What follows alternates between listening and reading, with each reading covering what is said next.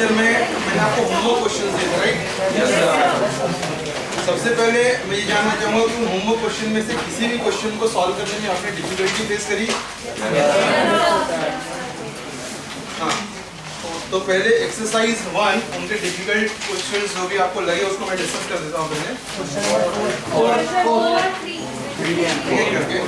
पहले मैं एक्सरसाइज 1 के क्वेश्चंस ले रहा हूँ, डाउट वाले जो हैं। आप मुझे नंबर बताओ पहले। किसी ने कहा है 3, किसी ने कहा 4।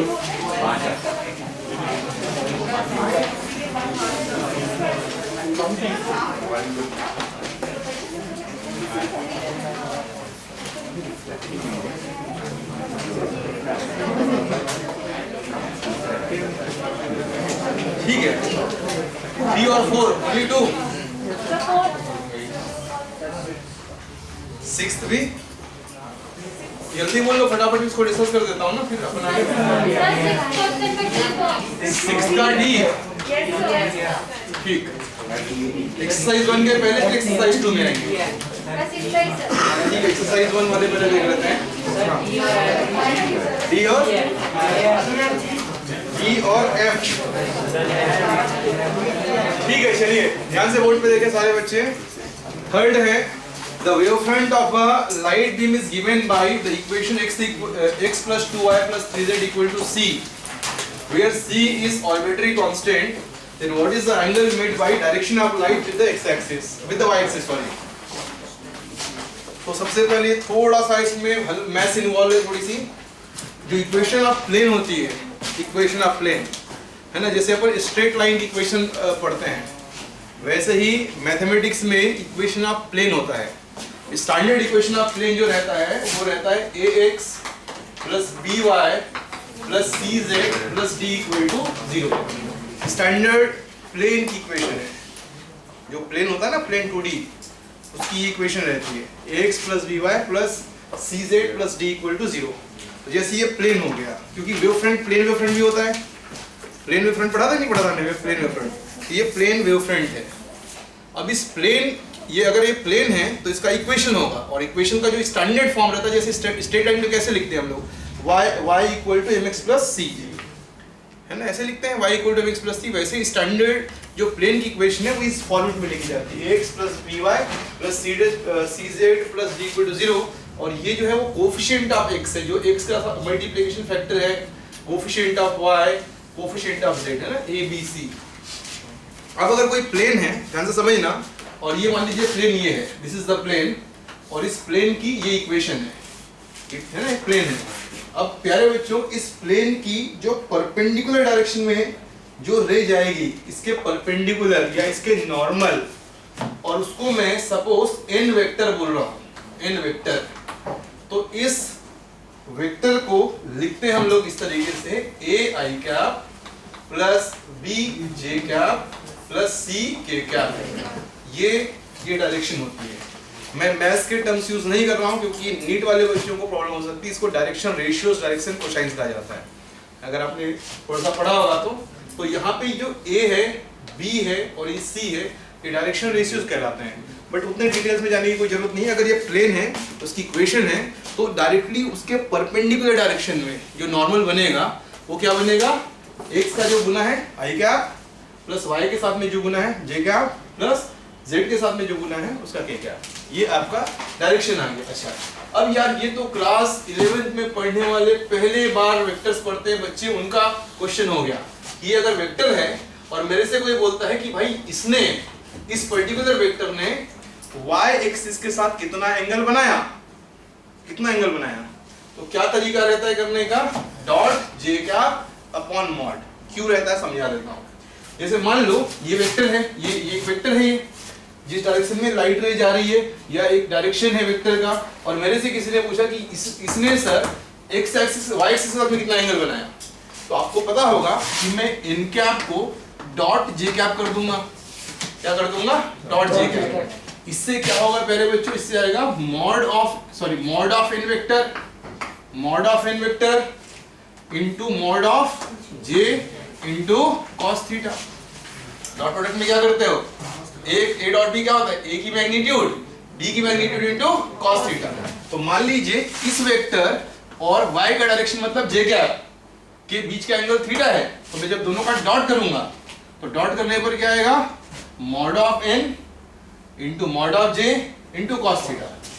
मॉड ऑफ j, अच्छा डॉट प्रोडक्ट करने तो आता ही है, तो यहाँ पे एक वैल्यू आ जाएगी मॉड ऑफ n, क्योंकि n मालूम है, ये हमें पता है, इसकी तो वैल्यू 1 होगी ना यार, j क्या किसी unit vector into cos theta. तो अगर आपको कॉस थीटा निकालना है तो क्या हो जाएगा, n vector dot j divide by mod of n vector. यहाँ से कॉस थीटा आ जाएगा, यहाँ से कॉस थीटा आ जाएगा। बात समझ में आ रही नहीं आ रही है?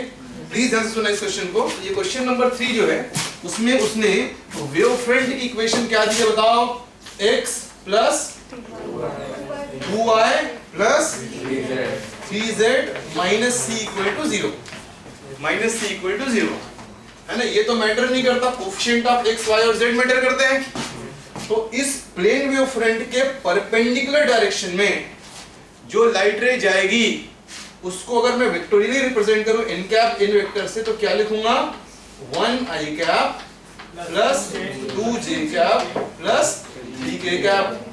अब क्वेश्चन में ये नहीं पूछा है कि ये वेक्टर बताओ, उसने बोला कि जिस डायरेक्शन में लाइट जाएगी वो x एक्सिस के साथ में सॉरी y एक्सिस के साथ में कितना एंगल बनाएगा। तो मान लिया थीटा एंगल बनाएगा, मान लीजिए थीटा एंगल बनाएगा, तो अपन cos थीटा इक्वल टू क्या करेंगे, इसके साथ में डॉट j कर देंगे।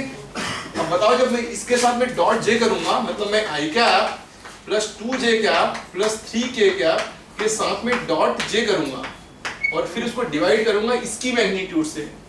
इसका मैग्नीट्यूड कितना होगा बोलो, अंडर रूट ऑफ 1 का स्क्वायर प्लस 2 का स्क्वायर प्लस 3 का स्क्वायर।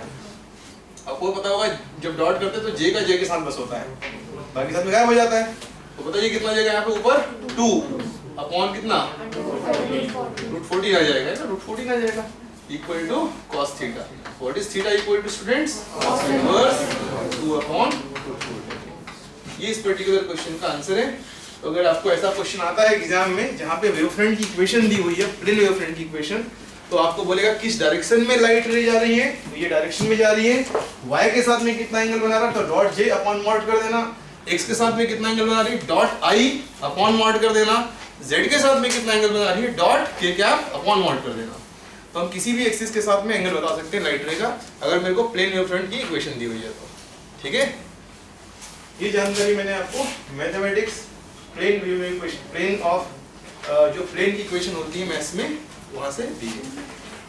ठीक है, ओके। तो क्वेश्चन नंबर 3 मेरे ख्याल से समझा दिया मैंने। यहाँ पे किसी को कोई प्रॉब्लम नहीं आनी चाहिए आज के बाद में।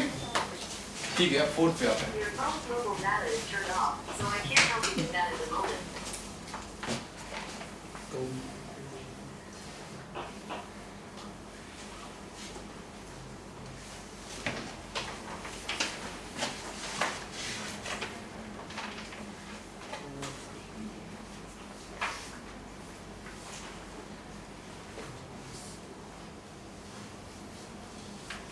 फोर्थ है ना, इसको नोट कर रहे हैं आप लोग, हाँ कर लीजिए, हो जाएगा तो बताना। फिर आते हैं फिफ्थ पे, फिफ्थ नहीं फोर्थ, सॉरी फोर्थ पे। An electromagnetic wave traveling through transparent medium is given by E equal to E naught sin 2 pi y upon 5 to the power minus 7 minus 3 to the power 14 t in SI unit. Then what is the refractive index of the medium? ठीक है,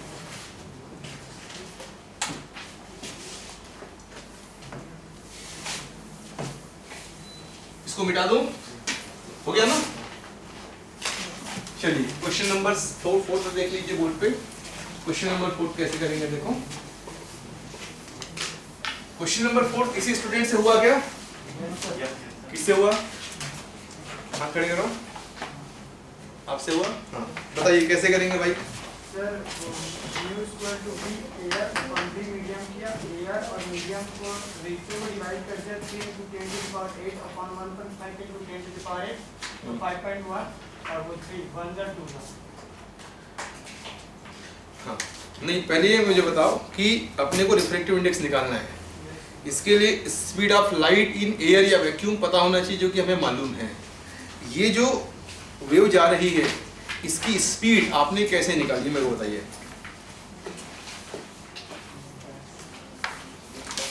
जैसे अपने को ध्यान से देखो सब लोग, ओमेगा बाय के, है ना, क्या किया आपने, ओमेगा बाई, के। हाँ ठीक है, ठीक है, वो फिर ठीक है।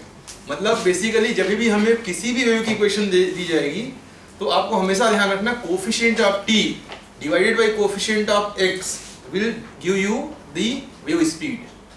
कोई भी वेव की फंक्शन दी है आपको, वेव की फंक्शन, ये साइनोसाइडल वेव फंक्शन दी है, नॉन साइनोसाइडल भी हो सकता है, कैसा भी हो सकता है, ध्यान रखना इस बात को। वेव फंक्शन के साथ साथ में वहां वेव स्पीड छुपी हुई है।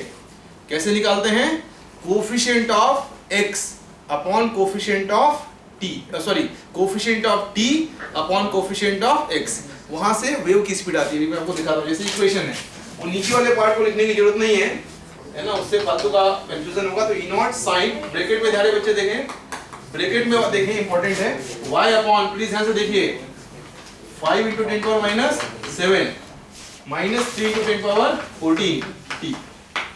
सुना, मैंने बोला कि जो वेव की स्पीड होगी वो coefficient of T, coefficient of T, तो कोफिशिएंट ऑफ टी क्या है भाई, ये चीज टी का कोफिशिएंट है, कितना है, 3 into 10 power 14 upon coefficient of x या वाई, मतलब यहाँ पे जो डिस्टेंस रहता है उसका कोफिशिएंट, तो कोफिशिएंट ऑफ एक्स या वाई क्या रहेगा, ये पूरी चीज 1 अपॉन ये, 1 अपॉन ये, तो ये हो जाएगा 1 अपॉन 5 into 10 power minus 7। बात समझ में आ रही है?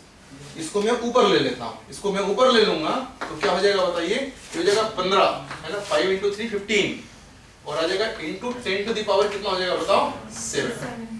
इसको मैं फर्दर लिख सकता हूँ, इसको मैं फर्दर लिख सकता हूँ 1.5 into 10 to the power 8 लिख सकता हूँ क्या, ये वेव की स्पीड हो गई मीडियम में।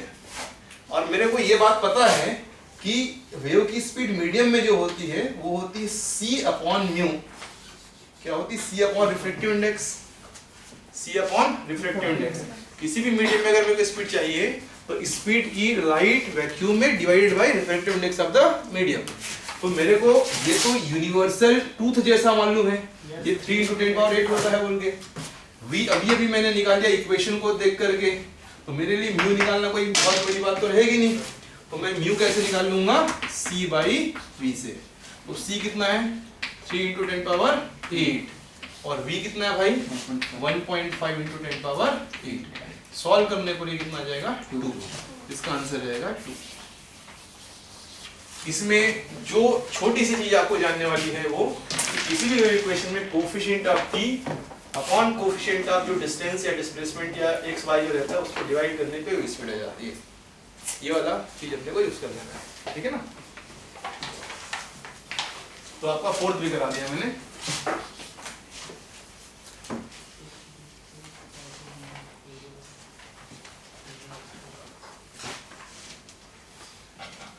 देखो क्या होता है जब हम लोग किसी भी रेसिंग की शुरुआत करते हैं, क्योंकि जो रेस आप स्टार्ट कर रहे हो या आपने शुरू किया है, ये कोई 10 दिन की रेस, 15 दिन की रेस, 20 दिन की रेस नहीं है भाई, ये पूरे साल की रेस रहती है, ठीक है। और जब हम किसी लंबी रेस की शुरुआत करते हैं या एक्चुअली में हम एम करते हैं ना, तो हमें पता है आपका लगातार ध्यान, लगातार एफर्ट, इसी को मैं बोलता हूँ कंसिस्टेंसी, ठीक है। कंसिस्टेंसी, कंसिस्टेंट रहना है ना, हर दिन का इम्प्रूवमेंट, हर दिन आपको चलते रहना है। जैसे मैंने होमवर्क क्वेश्चन दिया तो अपने को करना है। अभी इसमें क्या होगा पता है, 100% बच्चे में से, है ना, 80% बच्चे ने किया, 20% ने सोचा यार आज तो मेरे को दोस्तों के साथ बात करने का मन कर रहा था तो मेरे को बात किया, सो गया, है ना, ये सब किया। उसके बाद में क्योंकि वो छूट गया, अब ये छूट गया तो अब आगे के क्वेश्चन भी छूटते चलेंगे और धीरे धीरे करके आपको लगेगा कि मैं पिछड़ रहा हूँ। यहीं से गड़बड़ियाँ शुरू होती हैं और फिर अपन परेशान हो जाते हैं। हमको लगता है या तो मेरा दिमाग कम है ना, या तो फिर फ्रस्ट्रेट होने लगते हैं, है ना, फिर आप अपना फ्रस्ट्रेशन दूसरों पे निकालने लगोगे। ये सारी चीज़ें आपको आएंगी। देखो जब लंबे रेस में हमें दौड़ना है ना, तो हमें हमेशा अलर्ट रह करके सारे बेसिक सही करने रहेंगे, है ना। जैसे मान लो मैराथन में भागना है मेरे को, तो मैं कैसे करूँगा, है ना, हमेशा भागता ही रहूँगा भाई, धीरे धीरे, लेकिन भागता ही रहूँगा। ऐसा थोड़ी कि रुक करके पैदल चलने लग जाऊँ या फिर रुक जाऊँ, नहीं करना, हटाओ। और आप जब लगेगा कि बहुत पिछड़ गया, फिर कॉन्फिडेंस लेवल डगमगाता है, फिर लगता है यार बहुत हो गया, अभी नहीं हो सकता। फिर हम कॉन्फिडेंस लेवल लूज़ करते हैं और बोलते हैं नहीं हो पाएगा हमसे। तो ये सारी चीज़ें आती हैं, और ये सारी चीज़ें कब आती हैं, जब हम लोग है ना स्टार्टिंग में करते तो हैं या फिर धीरे धीरे छोड़ने की हैबिट लगाते हैं। तो दो चीज़ें आप अवॉइड करें, एक तो काम को टाले ना कल पे, और दूसरा शॉर्टकट या अवॉइड करने का रास्ता अडॉप्ट न करें। आज सर ने होमवर्क दिया था तो आज कैसे भी बच जाते हैं, हटाओ, है ना, कल का कल देखेंगे।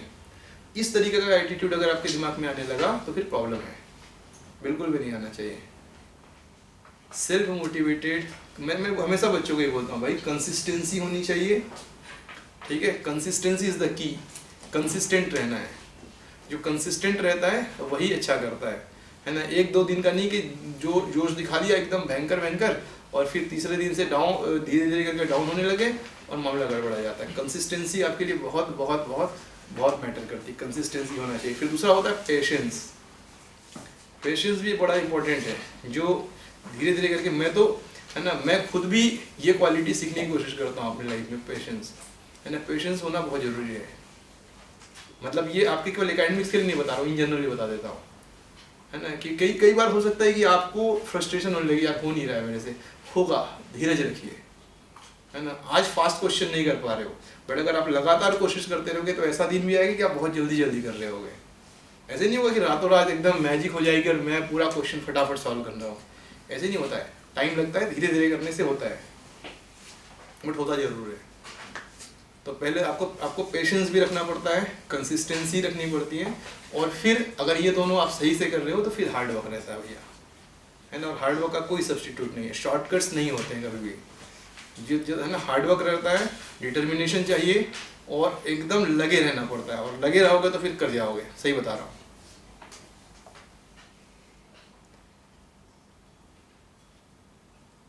मतलब मैं अपने लाइफ लेसन्स आपको दे रहा हूँ, बेसिकली इसे बता रहा हूँ, है ना। लगे रहना पड़ता है, और जब आपको लगे कि भैया अभी तो सब हाथ से फिसल गया है, उस टाइम पे होल्ड करो, होल्ड करना रहता है, उस टाइम पे होल्ड करना रहता है, और उसी टाइम पर आपको देखेंगे कि आपसे चीज़ें अच्छी होने लगती है। तो आपको कभी भी डाउन फील नहीं करना रहता है कि गड़बड़ मामला जा रहा है, नहीं जाता है, संभल ही जाती हैं चीज़ें, बट करते रहना रहेगा। आप सोचिए कि मेरा दिमाग खराब हो गया क्योंकि मेरे से हो नहीं रहा, हटाओ, छोड़ो, तो छोड़ो मतलब वो छूट ही गया भैया, अब तो नहीं हो सकता, बट लगे रहोगे ना तो हो ही जाता है, लगे रहोगे तो हो जाता है, मेरे को पता है।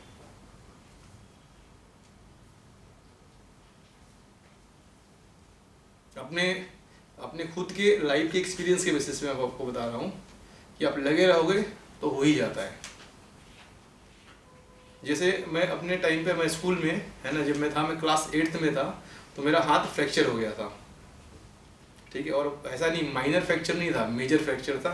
ये पूरा इधर से निकल के इधर हड्डी चढ़ गई थी पूरी, है ना। क्रिकेट खेलते खेलते मैं पीछे गया और वो कैच लेने के चक्कर में पूरी बॉडी हवा में गई, और इससे मैंने टेक लगा दी हाथ से, तो पूरी बॉडी इसी के ऊपर आ गई।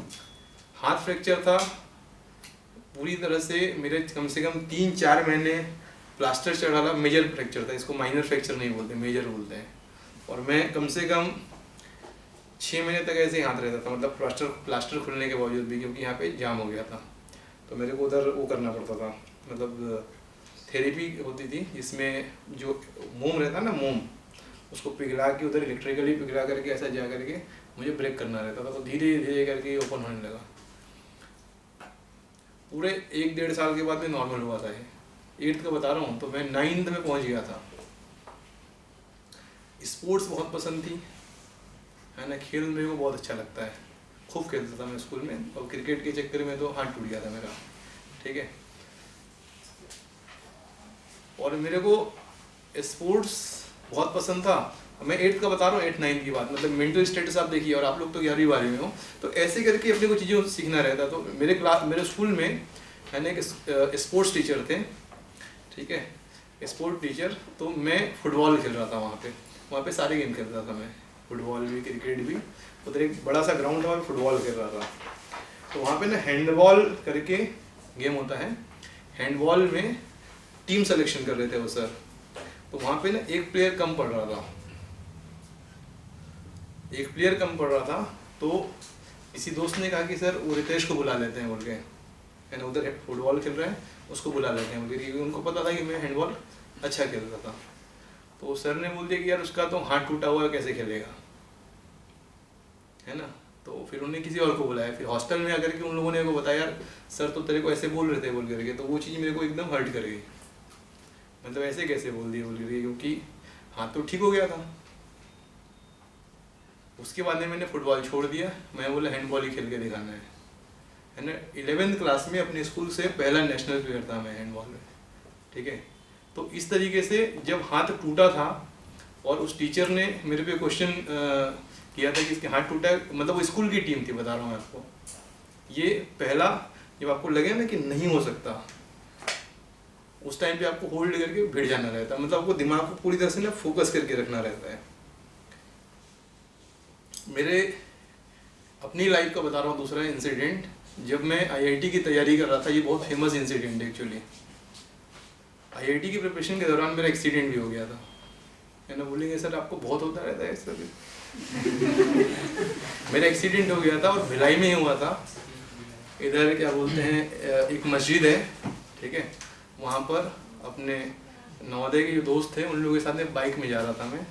नवोदय तो मैं डोंगरगढ़ था मेरा नवोदय, लेकिन वो बिलासपुर नवोदय के थे, JNU बिलासपुर के मल्हार, है ना। उनके साथ बाइक में जा रहा था, तो कोई किसी ने जा करके ना गाड़ी को, सामने से बाइक आ रही थी, सॉरी वो उस टाइम पे कौन सी गाड़ी थी, एम्बेसडर गाड़ी थी, है ना, कार। तो एम्बेसडर गाड़ी से जाके कोलाइड करा दिया और वो खुद तो जंप करके नीचे आ गया।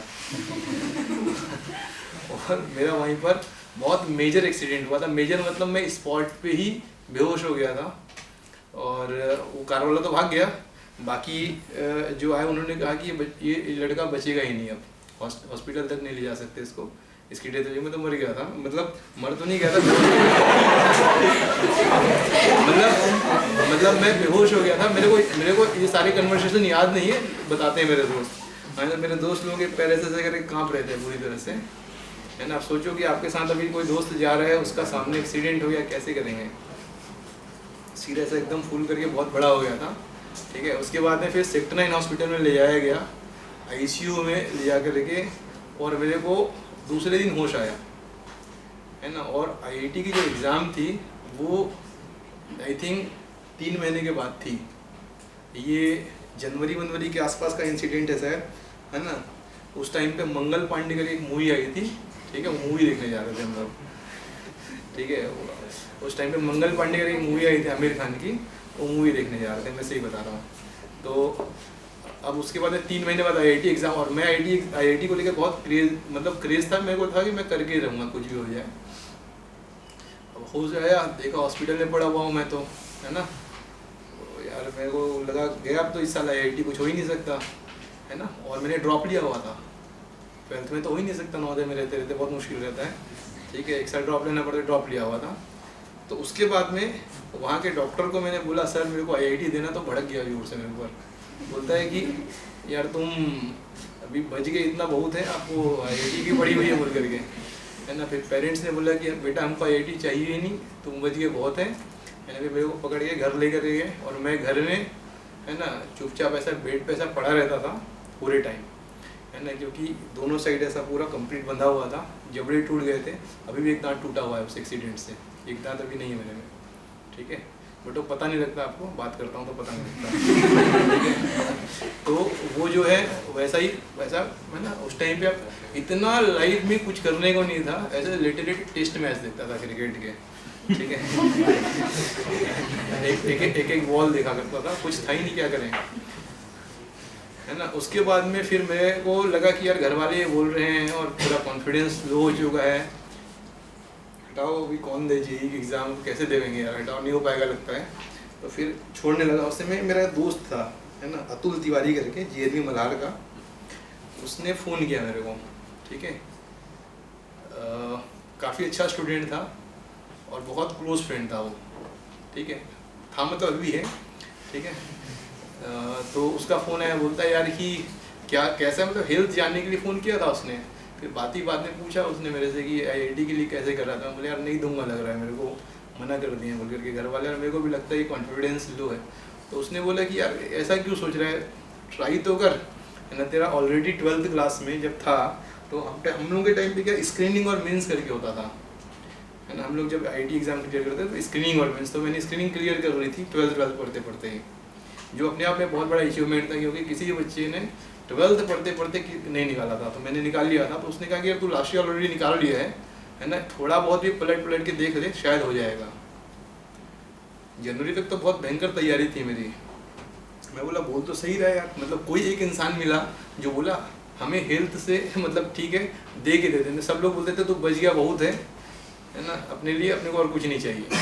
तो एक था वो, उसने बोला, तो फिर मैंने बोला यार सही बोल रहा है ना। कम से कम एक आध महीने के बाद एग्ज़ाम थी, तो मैं फिर पन्ने पलट करके लेटे लेटे क्रिकेट छोड़ करके शुरू किया।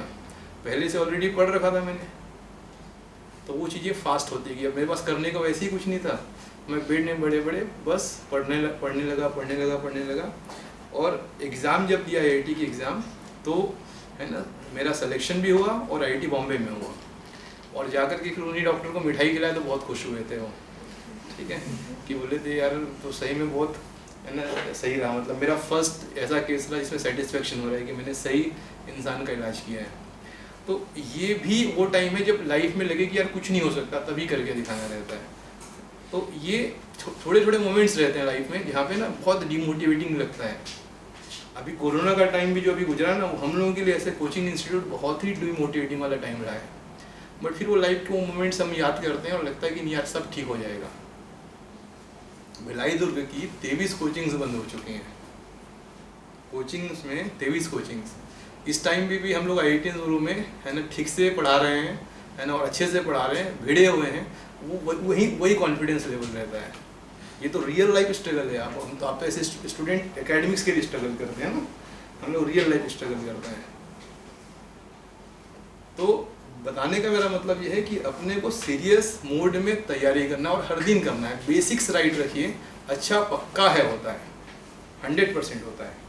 तो जैसे मैंने आपको होमवर्क दिए है ना, आप में से बहुत सारे बच्चों ने किया होगा, सब ने किया होगा तो बहुत अच्छा लगेगा मेरे को। नहीं किया होगा तो अब के बाद से करना शुरू करना, लेकिन करना जरूर।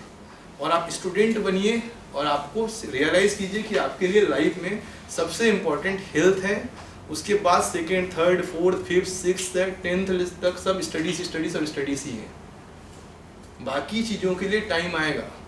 सब कुछ करना लाइफ में, एंजॉय करना, खूब घूमना, ठीक है, जो मस्ती करने का मन करता है सब करना, है ना, जितना फ्रीडम एंजॉय करना होगा सब करना, कोई दिक्कत नहीं है। आपकी लाइफ है, आप अपने हिसाब से जियो, कोई दिक्कत नहीं है ना। इंडिया का जो संविधान है, कॉन्स्टिट्यूशन है, वो आपको अलाउ करता है आपकी अपनी ज़िंदगी जीने के लिए, कोई भी आपको रोक नहीं सकता।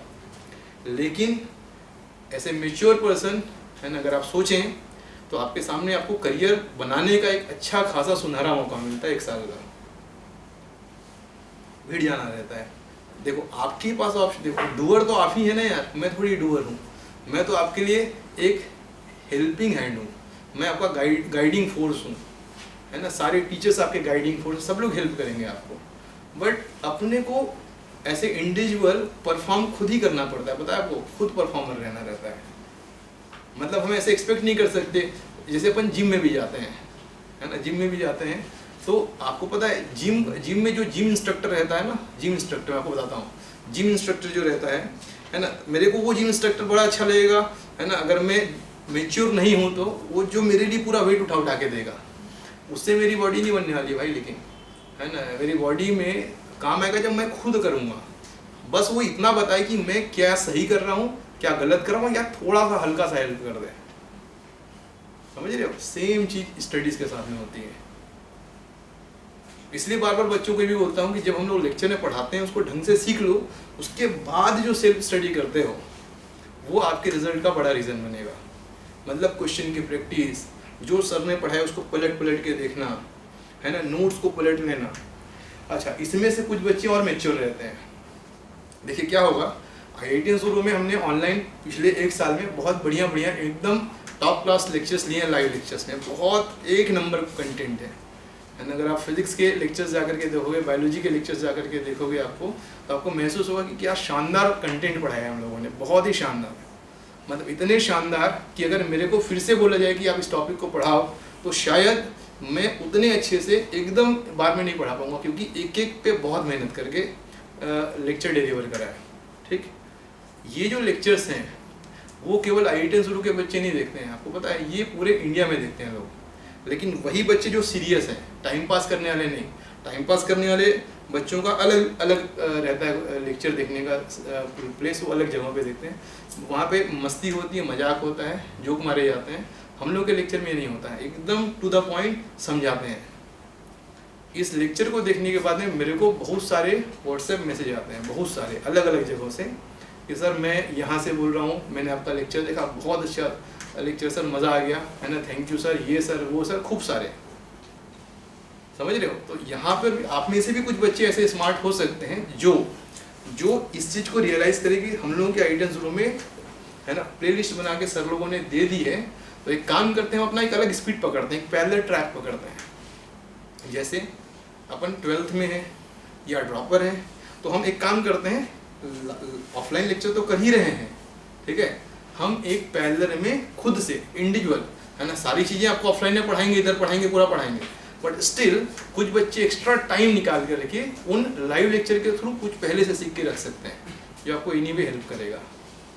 कंटेंट बहुत बढ़िया बढ़िया आपके लिए है, वो उसका फ़ायदा उठा सकते हो आप लोग, सही बता रहा हूँ, उठाना चाहो तो। बाकी तो यहाँ तो पढ़ाएंगे ही पढ़ाएंगे, है ना, बाकियों से आप आगे निकल जाओ, अपनी स्पीड पकड़ो आप। मतलब एक पहले क्या करते थे पता है, स्टूडेंट्स लोग, जैसे हम लोग थे स्टूडेंट, तो हम लोग क्लास में टीचर्स जब पढ़ाते थे, उनके पैरेलल एक बुक से पढ़ पढ़ के अपना आगे बढ़ते रहते थे। कौन सी बुक फॉलो करते थे, कोई स्टैंडर्ड बुक उठा लेते थे, SC वर्मा सर की बुक हो गई, या DC पांडे सर की बुक हो गई, है ना, या फिर हेलिडे रेसनिक हो गई, ऐसी कोई अच्छी बुक उठा करके पढ़ते थे। वो चीज़ आपको नहीं करना है, उससे आसान आपके लिए वीडियो लेक्चर्स बने हुए हैं, आप पैरेलल ट्रैक पकड़ के कर सकते हो, क्या दिक्कत है। नहीं करोगे यही कर लो, वही बहुत है। लेकिन अगर आप एक्स्ट्रा करना चाहते हो, उसके लिए आपके पास में है, कर सकते हो।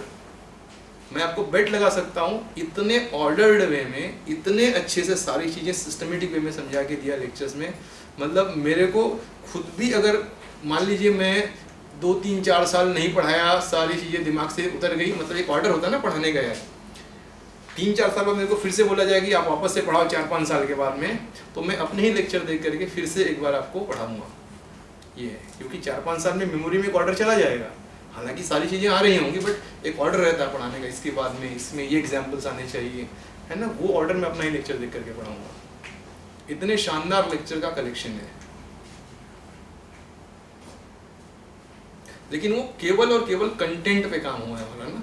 फिर वो हो सकता है कि लेक्चर के बीच में उधर गाना नहीं गाया है ना, जोक नहीं मारा, ये सारी चीज़ें नहीं करते हैं, बिकॉज वो टाइम बहुत इंपॉर्टेंट रहता है, तो वो सब हम लोग करते भी नहीं है ना। सीरियस टीचिंग है और आपको सीरियस प्रिपरेशन करानी है।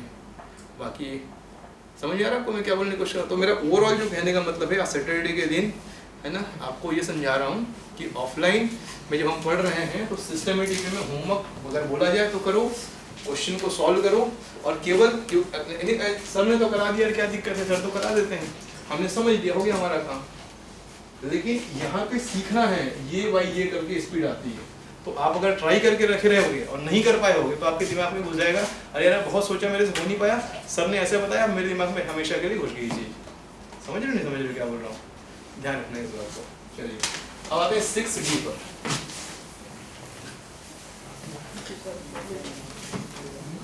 6D क्या है भाई 6D? What is the effect on width of interference range in YDSE due to each of the following?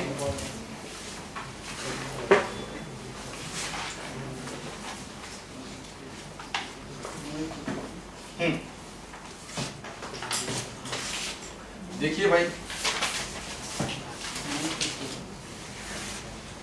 देखिए ध्यान से, ये स्क्रीन है, ये स्लिट S1, ये स्लिट S2, ये कैपिटल D, ये क्या बताइए स्मॉल d, और एक ओरिजिनल सोर्स है जिसका स्लिट S है। ठीक है, ध्यान से सुनना। उन्हें बोला what is the effect on width of interference fringe. Interference fringe के विड्थ को हम लोग बीटा से डिनोट करते हैं, फ्रिंज विड्थ बोलते हैं। क्या फार्मूला है, लैम्डा कैपिटल बाई स्मॉल। इस बीटा में तब तक बदलाव नहीं हो सकता जब तक लैम्डा में बदलाव ना हो, कैपिटल डी में बदलाव ना हो, या स्मॉल डी में बदलाव ना हो। अगर आप इस पर्टिकुलर सोर्स को इसके पास लेकर के जाओगे, क्या ऐसा करने से स्मॉल डी पर कोई बदलाव होगा? क्या इस कैपिटल डी पर कोई बदलाव होगा? या फिर यहाँ से निकलने वाली जो वेव है उसकी वेवलेंथ में कोई बदलाव होगा? तो फिर यहाँ पर कोई भी चेंज नहीं होगा, ऑप्शन डी में नो चेंज आएगा। The source slit is moved closer to the double slit plane. इसका आंसर क्या रहेगा? No change. देखिए आंसर, आंसर नहीं दिया है, डिस्कस कर देंगे सारे आंसर। चलो सारे आंसर में डिस्कस कर देता हूँ ताकि क्लियर हो जाएगी इसका आंसर। इसका आंसर क्या रहेगा? No change. चलो एक बार ऑर्डर में डिस्कस कर देते हैं। पहला, the screen is moved away from the plane of the slit. Screen को क्या किया? दूर ले गया। अगर स्क्रीन को दूर ले गया मतलब कैपिटल डी क्या हो गया? बढ़ा दिया। तो बीटा की वैल्यू क्या हो जाएगी? इंक्रीज हो जाएगी। तो पहले का आंसर है beta will increase, directly proportional है कैपिटल डी के। दूसरा, the monochromatic source is replaced by another monochromatic source of shorter wavelength. मतलब लैम्डा घटा रहा है। अगर लैम्डा घटाएंगे तो बीटा की वैल्यू भी क्या होगी? घट जाएगी। तो सेकंड में बीटा क्या हो जाएगा बच्चों? घट जाएगा। इसका आंसर रहेगा डिक्रीजेस। तीसरा देख लो, the separation between two slits is increased। ये जो स्लिट्स के बीच का सेपरेशन है वो इंक्रीज हो रहा है, स्मॉल डी को बढ़ा रहे हैं। तो स्मॉल डी को बढ़ा रहे हैं इसका मतलब कि नीचे बढ़ाओगे तो बीटा क्या होगा? घट जाएगा। तो यहाँ पे बीटा की वैल्यू क्या जाएगी? डिक्रीज। बात समझ में आई क्या? Yes sir. फोर्थ में नो चेंज। बीटा की वैल्यू आंसर में नो चेंज होगा क्योंकि ना ही लैम्डा में बदलाव हुआ, ना ही डी में बदलाव हुआ, ना ही स्मॉल डी में बदलाव हुआ। बात समझ में आई क्या? और E, the width of source slit is increased। इसके width को इंक्रीज करेंगे, कुछ नहीं होने वाला है, नो चेंज। तो यहाँ पे जो E है या फिफ्थ है, बीटा की वैल्यू क्या हो जाएगी? No change. और सिक्स्थ है जो F है ना, उसमें क्या है? The width of two slits are increased। उससे भी कुछ नहीं होगा सर। लेकिन अगर विड्थ इंक्रीज होगी तो दोनों के बीच का डी डिक्रीज होगा। नहीं वो उसको कम नहीं, वो नहीं, वो मतलब ये स्मॉल है, ये बहुत ही स्मॉल रहता है। It is extremely small. Width मतलब इसके विड्थ से कुछ फर्क नहीं पड़ेगा, स्मॉल डी पर कोई फर्क नहीं पड़ेगा, है ना? No change.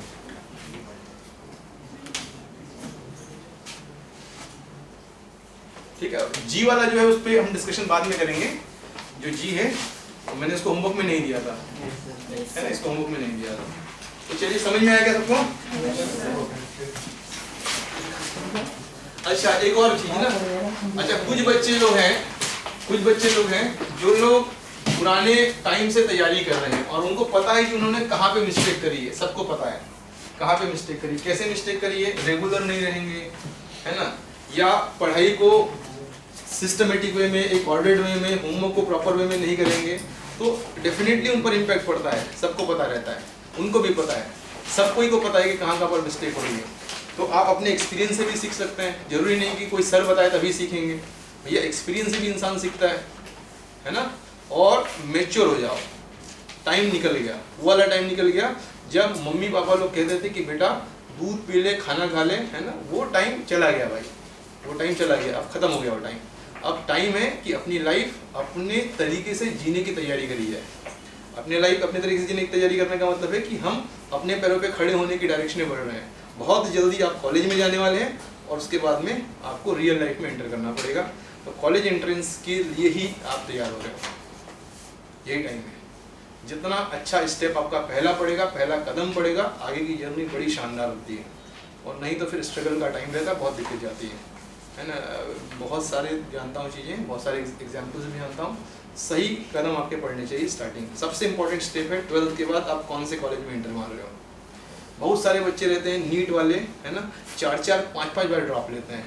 क्यों लेते हैं? बिकॉज उनको पता है अगर MBBS डॉक्टर बन गया या बन गई तो फिर, है ना, उनकी लाइफ एकदम सेटल हो जाएगी, शानदार हो जाएगी। यही चीज़ रहती है। क्योंकि पहला स्टेप ठीक नहीं लिया, कोई दिक्कत नहीं, थोड़ी बहुत कम रही, पूरा कर लो अगले बार। बट इम्पॉर्टेंट रहता है, जस्टिफाइड भी रहता है, कोई दिक्कत नहीं है। मतलब ऐसे बच्चे जिन्होंने 1 साल किया, है ना, बट किसी रीज़न से नहीं कर पाया। बट ऐसा भी नहीं होना चाहिए कि 1 साल तो पूरा मस्ती में निकाल दिया क्योंकि अगले साल भी दे देंगे। एकदम गलत है, बिल्कुल गलत है। थोड़े बहुत से रह गए तो करो, थोड़े बहुत से रह गए तो करो, क्योंकि आपको पता है ऑलमोस्ट पहुंचने वाले थे। कोई कुछ भी कारण हो सकता है यार नहीं होने का, है ना, बहुत सारे कारण रहते नहीं होने का, तबीयत खराब हो गई, कोरोना ने परेशान कर दिया, है ना, हम ऑफलाइन क्लासेस नहीं कर पाए, ज़्यादा बोर्ड पे फोकस हो गया था, है ना, डिस्ट्रैक्शंस हो गए थे, ज़्यादा मोबाइल में घुस गए थे, बहुत सारे रीजंस रहते हैं, जो भी रीज़न है, बट हम सही डायरेक्शन में जा रहे थे, टैलेंटेड थे, कर सकते हैं तो कर सकते हैं, नहीं तो ऐसा नहीं होना चाहिए कि अपन है ही एकदम फुल ऑन मस्ती वाले, है ना, लाइफ को लाइटली लेते हैं। ऐसे बच्चों को तो फर्स्ट बार ही ड्रॉप नहीं लेना चाहिए, स्टार्टिंग में ड्रॉप नहीं लेना चाहिए, कोई मतलब ही नहीं है। ठीक है, थोड़ा बहुत तो चलता है यार लाइफ में। जैसे मैं खुद अपने एग्जाम्पल में मंगल पांडे मूवी देखने जा रहा था, बताइए, दोस्तों के साथ में, ठीक है, और IIT एग्जाम 3 महीने बाद थी, तो it is once in a while, Sunday का दिन, है ना, पूरे सप्ताह खूब पढ़ाई करी थी, रात रात तक पढ़ाई करी थी, दोस्तों ने कहा चलो घूम आते हैं, तो चलिए जा सकते हैं, थोड़ा सा माइंड फ्रेश हो जाएगा, ऐसे करके इस तरीके से जा रहे थे। ऐसे करके कभी कभार थोड़ा बहुत माइंड फ्रेश कर सकते हो, बट ऐसा नहीं कि उधर ही मैं हर फ्राइडे मूवी जाऊँगा, हर संडे जाऊँगा और हर सैटरडे जाऊँगा, ऐसे करके नहीं करना है ना, मतलब थोड़ा सा पढ़ाई कर लिए, बाकी टाइम एंजॉय कर रहे हैं, रिवर्स करना है, कभी कभार आप माइंड को ठीक कर सकते हैं। हाँ, क्वेश्चन नंबर 7 में अगर वेवलेंथ को एंगस्ट्रॉम में कन्वर्ट करते हैं तो आंसर सही नहीं आ रहा है, बट अगर मीटर में ही रहने देते तो आंसर सही देख लेते हैं, देख ले 7th में ना, यस 7th एक बार देख लो, 2 slits separated by distance of 1 mm। तो 7th क्वेश्चन में स्मॉल d कितना है भाई, 1 mm, ठीक है, वेवलेंथ लैम्डा कितना है, 6.5 to 10 power minus 7 meters, capital D कितना है, 1 मीटर। क्वेश्चन बोलता है find the distance between third dark fringe and fifth bright fringe on the same side of the centre maxima, है ना, तो बताइए why fifth maxima, please pay attention, कौन सा फार्मूला लगाओगे, 5 लैम्डा d by d, ठीक है, और लैम्डा थर्ड मिनिमा, बताइए थर्ड मिनिमा कितना रहेगा, 5 लैम्डा d by, बात समझ में आ रही है, इसमें से घटा दो तो डिफरेंस आ जाएगा डेल्टा वाई, बात समझ में आएगी, 5 lambda d by d minus 5 lambda d by 2d, solve करने पे आ जाएगा 5 लैम्डा d by 2d, ध्यान से समझना अभी। हाँ हेलो, इधर देखो, 5 तो 5 है, लैम्डा की वैल्यू को आप किस में डालना चाहते हो, एंगस्ट्रॉम में डालना चाहते हो, अच्छा इसको आप यहाँ पे एंगस्ट्रॉम में डालो, एक मिनट रुको, यहाँ पे मैं कुछ वैल्यू और एंगस्ट्रॉम लिखता हूँ, कैपिटल डी को किस में डालना चाहते हो, अच्छा इसको मीटर में डालना चाहते हो, है ना, डिवाइड बाय 2, और यहाँ पे किस में डालना चाहते हो, मिलीमीटर, अच्छा यहाँ मिलीमीटर में डालना चाहते हो, ठीक है, तो फिर भाई ये कैसा वाला सिस्टम है, नीचे वाला मीटर सर, सॉरी सर, ठीक है, नीचे वाला अगर आप मीटर में डालो, इधर देखो, नीचे वाले को मीटर में डालोगे तो ये मीटर और ये मीटर कैंसिल हो जाएगा, जो आंसर आएगा वो एंगस्ट्रॉम में आएगा, ठीक है, और अगर आपको आंसर मीटर्स में चाहिए तो सब मीटर और मीटर में रहे, मीटर कैंसिल होगा, ये वाला मीटर आगे कैरी फॉरवर्ड होगा, तो हम